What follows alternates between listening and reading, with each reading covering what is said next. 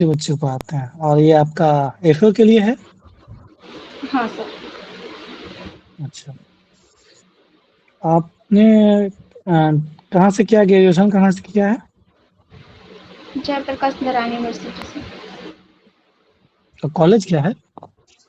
DAV PG college Siwan. DAV PG college, क्या इसका full form है डीएवी का? दयानंद एंग्लो वैदिक कॉलेज। तो दयानंद एंग्लो वैदिक की स्थापना कौन किए थे? वो वो एक वैद्यनाथ प्रसाद हैं, जो सिवान के ही समाज सुधारक एवं शिक्षक थे, उन्हीं के द्वारा किया गया था। नहीं, आखिर डीएवी क्यों नाम रखा गया? डीएवी स्कूल भी फ्रेंचाइजी भी है। जी सर। हाँ, उसका क्या इतिहास है? अभी मैं रिकॉल नहीं कर पा रही, सॉरी। अच्छा, सिवान के बारे में कुछ बताइए, क्या महत्वपूर्ण चीज़ है सिवान से? सर सिवान तो जो भारत के पहले राष्ट्रपति थे डॉक्टर राजेंद्र प्रसाद, हुँ, वो ठीक है। सिवान के ही रहने वाले थे और सिवान हुँ, मिट्टी के बर्तन के लिए प्रसिद्ध है। और अभी वन डिस्ट्रिक्ट वन प्रोडक्ट के तहत मेथी के लिए सिवान को मतलब चुना गया है। और कुछ? और और कोई तो पर्सनैलिटी, महत्वपूर्ण व्यक्ति को याद कर पा रहे हैं, जो सिवान से थे? सर अभी मैं नहीं याद कर पा रही, सॉरी। अभी आप वर्तमान में ऑडिटर के रूप में कार्य कर रही है। जी कहाँ सर। पोस्टिंग है आपकी? सारण डिवीजन में। सारण जी से। क्या आपकी भूमिका रहती है? क्या आपका वर्क प्रोफाइल है? सर वर्क प्रोफाइल जैसे मुझे जनरल ऑडिट मिला है। उसमें आप क्या करते हैं बताइए कुछ, क्या-क्या आपने किया काम?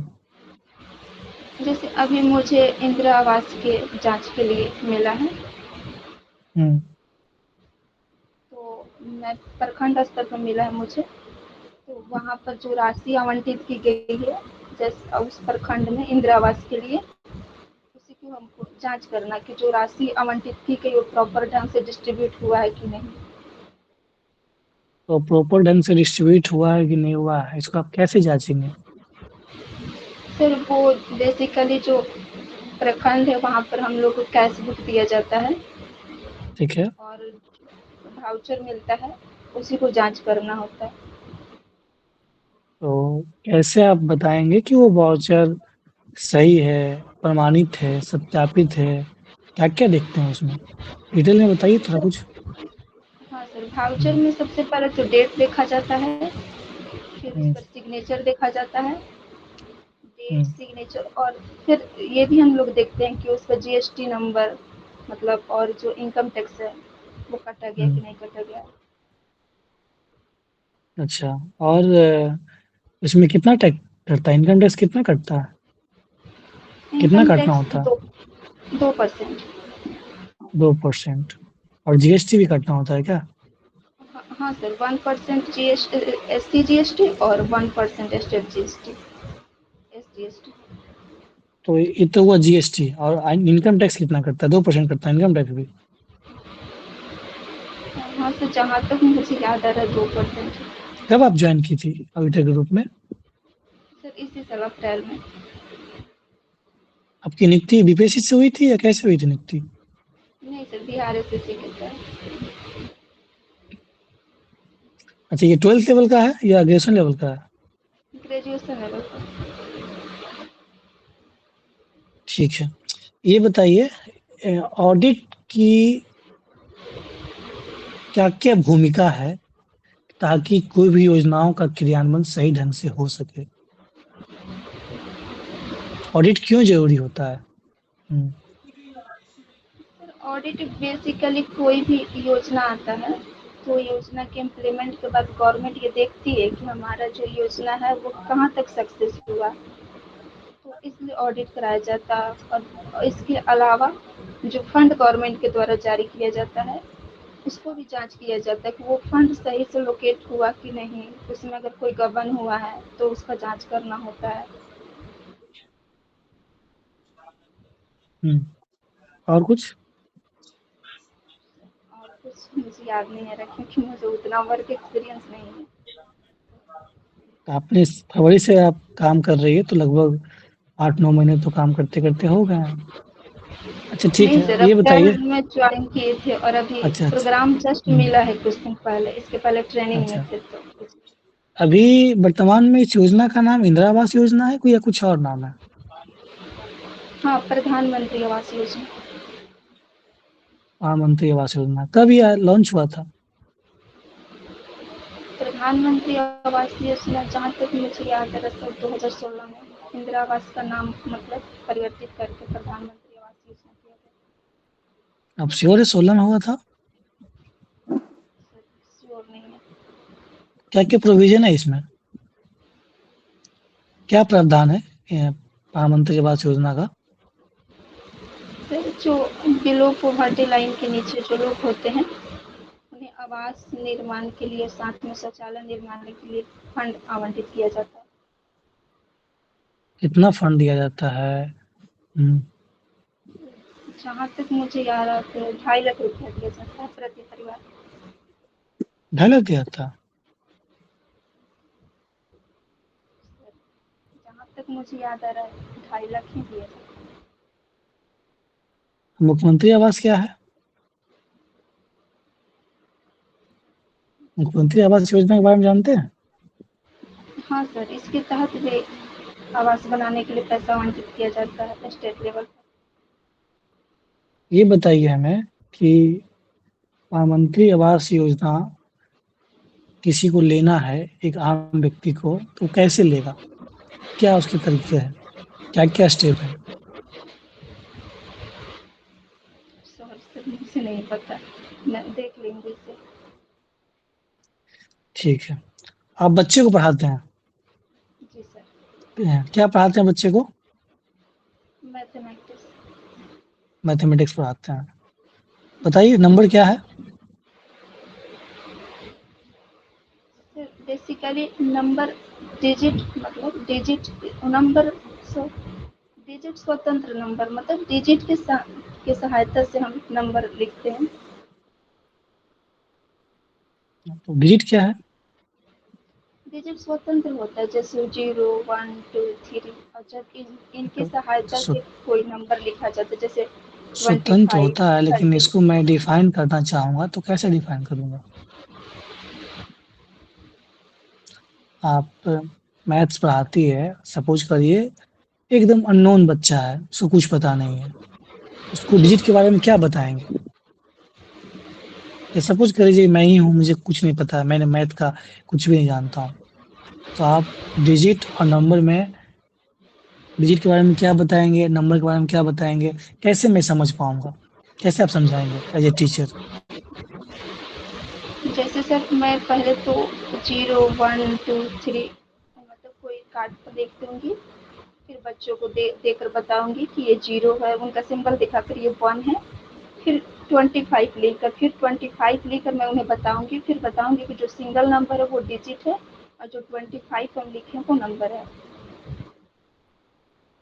इसमें एक आता है शांत और अशांत नंबर, क्या होता है ये? याद आ रहा है? मैं नहीं रिकॉल कर पा रही हूँ, मैं देख लूंगी। अच्छा, किस क्लास के बच्चे तक पढ़ाते हैं? बेसिकली छोटे बच्चे जो घर पर होते हैं नर्सरी एलकेजी उन लोग को ही पढ़ाती हूँ। अच्छा, ये बताइए कि आप इस हॉबी को अपने प्रशासन में आप एफए के रूप में जाएँगे, तो कैसे इसे यूज़ करेंगे?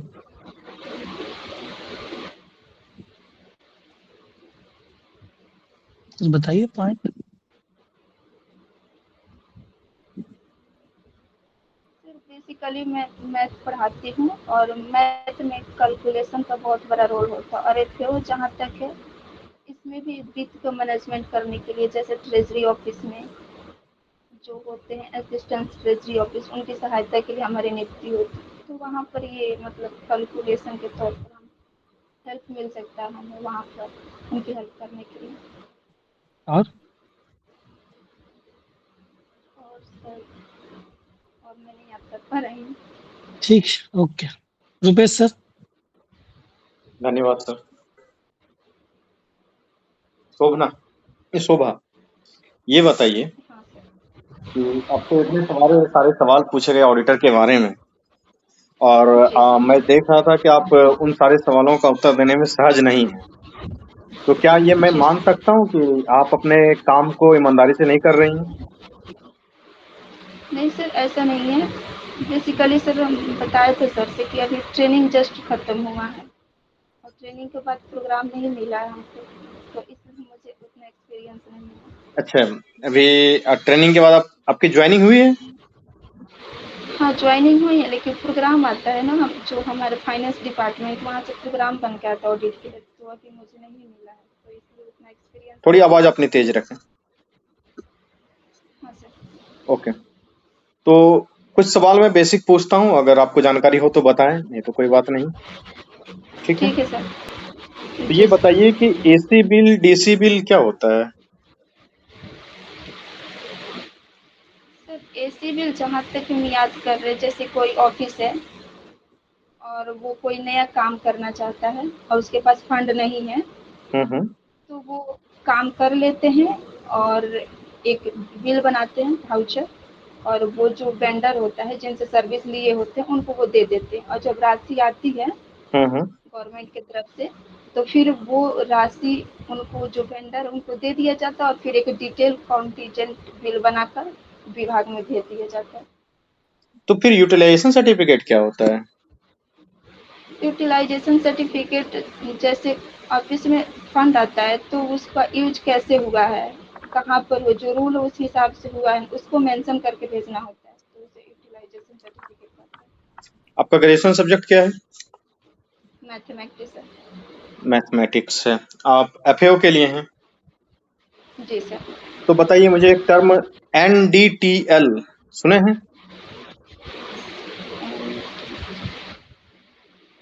सर मुझे याद नहीं आ रहा।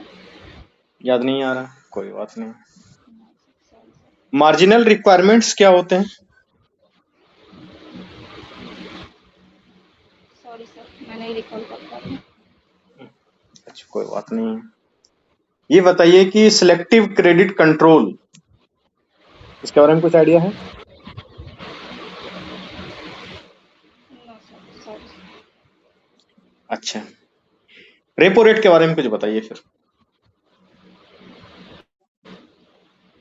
सर रेपो रेट बेसिकली जो कोई कमर्शियल बैंक के द्वारा आरबीआई से जिस दर पर लोन लिया जाता है उसे रेपो रेट कहते हैं।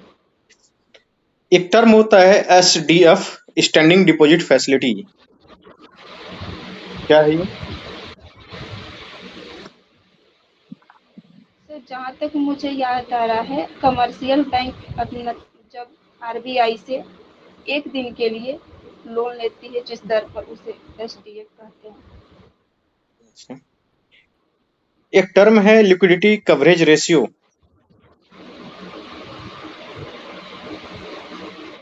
जी सर। जानकारी है इसके बारे में कुछ? नहीं सर, सॉरी सर, नहीं रिकॉर्ड करता। NBFC, non banking financial company, और बैंक के बीच में क्या अंतर है, कुछ बताइए। सर एनबीएफसी जो होता है, नॉन फाइनेंशियल बैंकिंग, वो कंपनी अधिनियम 1956 के तहत अधिसूचित होता है, और जो बैंक है वो आरबीआई के जो अनुसूचित हो उसके अंतर्गत वाणिज्यिक बैंक सूचित होते हैं। साइन एक्स का इंटीग्रेशन क्या होगा? कॉसेक्स होगा। साइन एक्स का डिफरेंशिएशन? साइन एक्स का डिफरेंशियल कॉसेक्स होगा। कॉसेक्स होगा। हाँ सर, साइन एक्स का डिफरेंशियल कॉसेक्स होगा। अच्छा, ये कॉसेक्स होगा। ये बताएं कि जो एक्सपेंडिचर मेथड से हम लोग जीडीपी कैलकुलेट करते हैं, जी सर। उसका फार्मूला पता है आपको?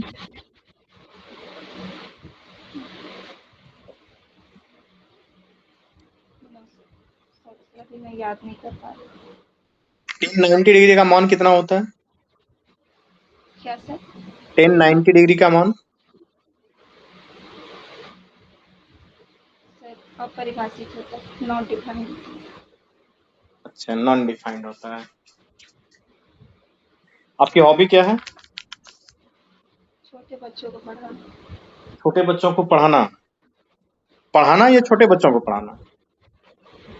छोटे बच्चों को पढ़ाना, बेसिकली छोटे बच्चों को ही पढ़ाते जब टाइम। ये आपकी हॉबी है या फिर क्या कहते हैं, जब स्टूडेंट थे तो अर्निंग, सोर्स ऑफ अर्निंग के रूप में कुछ बच्चों को पढ़ाते थे, तो पढ़ाते थे तो पढ़ाते रह गए? नहीं सर, ऐसा नहीं है, पढ़ाते हैं छोटे बच्चों को जब भी टाइम मिलता है तो। अच्छा, ये बताइए कि एक बड़े बच्चों को पढ़ाने में और छोटे बच्चों को पढ़ाने के बीच में क्या अंतर है, क्या परेशानियां हैं? सर छोटे बच्चों को पढ़ाने में जल्दी बात नहीं मानते हैं, थोड़ा मतलब चंचल होते हैं, तो उन लोग को मैनेज करना थोड़ा बड़े बच्चों के कंपैरिजन में ज़्यादा मुश्किल होता है। अच्छा, आपके पास एक बच्चा आया है जो जिसका कि शारीरिक ग्रोथ अच्छे से नहीं हो पाया है, वो शारीरिक मानसिक ग्रोथ नहीं हो पाया, उस तरीके का न्यूट्रिशन उसको बचपन में नहीं मिल पाया है, तो उसकी जो जी सीखने की सर। एबिलिटी है वो कम है। ठीक है। अब आपको उसे जी। पढ़ाना समझाना है, तो किस किस तरीके की चुनौतियों का सामना करेंगे आप? हाँ सर, जो थोड़ा मेंटली वीक है तो वो बात जल्दी समझ नहीं पाएगा बाकी बच्चों की तुलना में, हम्म। तो उसे उस पर हमको ज़्यादा ध्यान देना पड़ेगा, उसको अच्छे से बताना पड़ेगा, बार बार बताना पड़ेगा। अच्छा, एक अंतिम सवाल मुझे बताइए कि ग्लोबल डिपॉजिटरी रिसिप्ट क्या होता है? सर मुझे नहीं याद आ रहा, sorry. Okay. Okay, your interview is over. Thank you sir.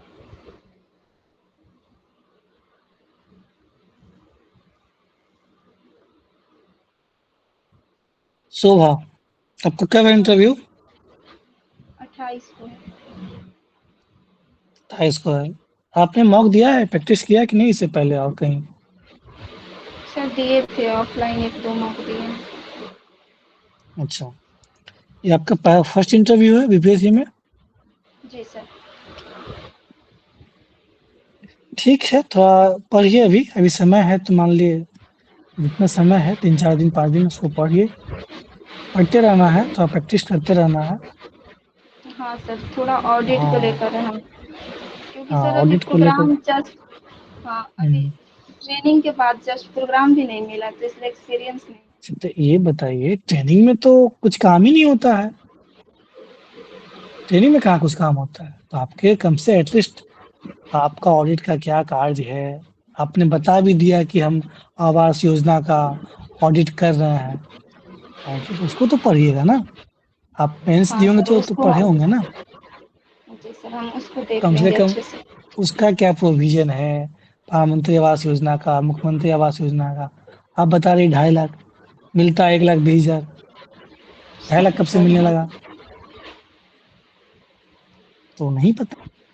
अब इस तरह से थोड़ा बाकी ऑडिट का जो है, जैसे कि जीएसटी युक्त होना चाहिए वाउचर।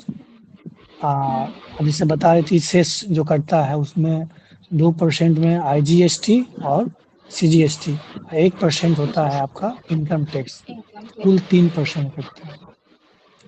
और जो उसमें होना चाहिए कि वाउचर होता है, पासपोर्ट होना चाहिए, जीएसटी में उसका रजिस्टर्ड जीएसटी होना चाहिए, एक्टिव हाँ होना सर, जीएसटी चाहिए, नंबर। है ना, एक्टिव होना चाहिए। जिसको पैसा गया है क्या उसका यूज किया है कि नहीं किया है, या घर बनाया है कि नहीं बनाया है। तो बहुत ऑडिट का क्या है कि जो फंड हमने दिया, सरकार ने जो फंड दिया, उसका सही तरीके से यूटिलाइज हुआ या नहीं हुआ। ऑडिट का मूल मकसद यही है, फाइनेंशियली यूटिलाइजेशन। उसी के रूप में हम लोग आगे यूसी के रूप में यूटिलाइजेशन सर्टिफिकेट देते हैं। ठीक है, इसको तो आप देख लीजिएगा, जो आपका ऑडिट का जो वर्क प्रोफाइल है जब बताएंगे, देखिए एक प्लस पॉइंट है, लेकिन प्लस जी सर। पॉइंट है तो उसको सुसाइडल नहीं बनाना है ना, उसको क्या करना है कि अच्छे से पढ़ के जाना है, ताकि ये रहे कि आपका इंटरव्यू इसी पे चले, और अच्छी बात रहेगा कि आपका एरिया है। और जब भी आप कहें कि सॉरी सर, मेरी मतलब प्रशिक्षण कुछ दिन पहले हुई थी और मैं अभी कार्य का अनुभव भी मेरा अभी 3-4-5 महीने का ही है, जब आपको लगेगा एकदम ब्लैंक हो जाएंगे वहां पे, तब, जी सर। सर है ना। बेसिकली मेरा 16 को था सीसी के लिए इंटरव्यू, हाँ, तो तो ज़्यादातर क्वेश्चन कैसे? ऑडिट से ही आया था। हाँ, इसलिए मैं जबकि हाँ, ओसीसी वो का मैं था। बता पाई थी हाँ, लेकिन उतना अच्छे हाँ, से नहीं बता पाई थी। जबकि ओसीसी का था। ये तो आपका एफएओ का है। इसमें तो और जी, ऑडिट, इकोनॉमिक्स और जो भी डेवलपमेंट हो रहा है या कौन सी योजनाएँ कैसे ऑडिट किया जाता है, ये तो प्रश्न पूछा जाएगा। इसको अच्छे से कमांड कर लेना है। बाकी बिहार वगैरह पढ़ना ही है, रुपेश सर ने पूछा, तो थोड़ा-सा उसको देखते रहें और ठीक है, थोड़ा-सा कॉन्फिडेंट रखें। डरना नहीं, आपके पास ऑलरेडी नौकरी है, क्यों डरना है? हाँ, बी कॉन्फिडेंट रहिए, बीच-बीच में स्माइल करते रहिए और वो जो डेकोरम है, जहाँ नहीं आ रहा है, सॉरी जी सर, सर। पार्डन सर, क्षमा चाहती हूँ सर, ये बोलते रहना है, ताकि उसका ईगो सैटिस्फाई होता है। जो इंटरव्यूअर होते हैं उनको, आप क्या कर रहे हैं आप? सीधे बोल देना कि नहीं सर, उस समय मेरी प्रशिक्षण चल रही है, प्रोग्राम नहीं आया। ये सब नहीं बोलना है। सीधे जी, सॉरी जी, सर। मैं ध्यान रखूँगी। हाँ, सीधे सॉरी सर।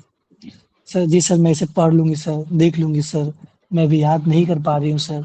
ये सब लाइन है, इसको ध्यान रखना है। ठीक है?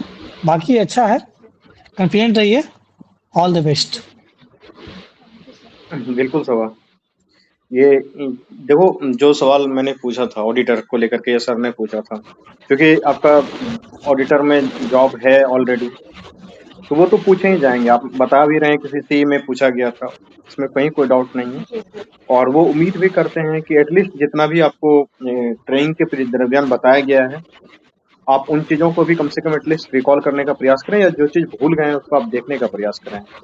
क्योंकि जी, देख, ये जाता है कि आपने जो जॉब एक्वायर किया है, उस जॉब में आप ईमानदारी से काम कर पा रही हैं, नहीं कर पा रहे हैं, सबसे पहले तो ये चीज देखा जाता है। अगर आप सेटिस्फैक्ट्री आंसर नहीं करते हैं उनको, तो नहीं लगता है ना कि ये जॉब को सीरियसली नहीं लेती हैं, या अच्छे से अपना काम को नहीं कर पा रही हैं। ठीक है, जहाँ बहुत फंसने लगे तो फिर बताना ही है कि सर मेरी अभी जस्ट ट्रेनिंग कंप्लीट हुई है और मुझे वर्क एक्सपीरियंस बहुत ज्यादा समय का नहीं है, फिर भी मुझे जितनी जानकारी है मैं अपने तरफ से आंसर करने का प्रयास करती हूँ। ये जब बहुत सुसाइडल होने का स्टार्ट हो जाए कि नहीं अब कई सारे सवाल आ रहे हैं, मुझे जानकारी नहीं मिल पा रही है, तब के करने केस में करना है। दूसरा, जहां तक सवाल है कि आप एफएओ के इंटरव्यू देने के लिए जा रहे हैं, तो अभी आपने सीसीई का इंटरव्यू दे चुके हैं, तो एफएओ के इंटरव्यू में ये मान के चलिए कि इकोनॉमिक्स के क्वेश्चन पूछे ही जाएंगे, इसमें कहीं कोई दो राय नहीं है। तो इसलिए मैंने जो भी इकोनॉमिक्स के सवाल पूछे, आपने आई थिंक एक आध सवाल को छोड़ के किसी भी सवाल का आंसर नहीं कर पाया। ठीक है, तो उसको कृपया करके इकोनॉमिक्स की चीजों को देखें, अभी आपके पास समय है, और थोड़ा सा कॉन्फिडेंट रहें। अनम्यूट करके बोलें। जी सर। जी, कॉन्फिडेंट रहें। डरना किस बात का है, जब एक तो आपका ऑलरेडी नौकरी में है, ऊपर से बीपीएससी का आपने इंटरव्यू दे रखा है, अब तो आप अफेयो के लिए जा रहे हैं, इतना अनुभव हो ही चुका है। तो बिल्कुल कॉन्फिडेंट रहना है, बीच बीच में स्माइल करते रहना है, और बाद बाकी ठीक है, बस आप थोड़ा सा ट्राई करें और काफी बेहतरीन होगा, इसमें कहीं कोई डाउट नहीं है। और आप मैथमेटिक्स ऑनर्स है, तो मैथमेटिक्स से भी कुछ सवाल पूछे ही जाएंगे। ठीक है, इन सब चीजों पे ही जी काम सर। करने की आवश्यकता है, और करंट अफेयर पढ़ते रहना है। ऑल द वेरी बेस्ट, ढेर सारी शुभकामनाएं आपको, काफी अच्छा होगा। ठीक, थैंक यू सर। ओके।